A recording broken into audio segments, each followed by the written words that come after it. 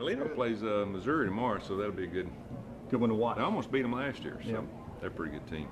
I'm in here, I come up right when you're speaking to the team, and it's some heartfelt emotion to see these guys in the room again, huh? Well, it seems like yesterday.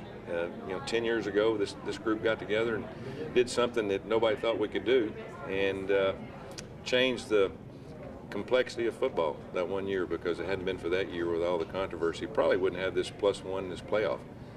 10 years later. It took 10 years, but after that team went through it, I think the presidents finally said, we got to work something out. So now we're in a different mode in college football, but these guys can always say they had a hand to do with the playoff.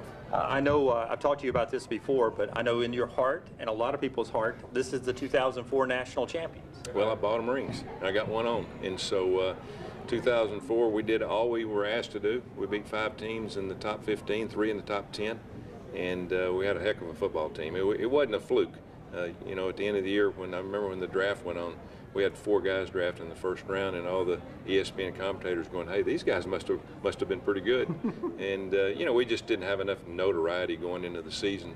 And it's the only time 1 and 2 were voted 1 and 2 at the beginning of the season and didn't lose.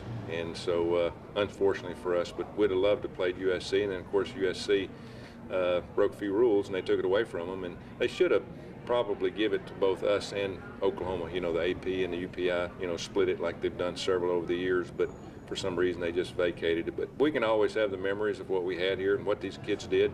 It was a fun time. It was a great team, great group of guys, and it's good to see them.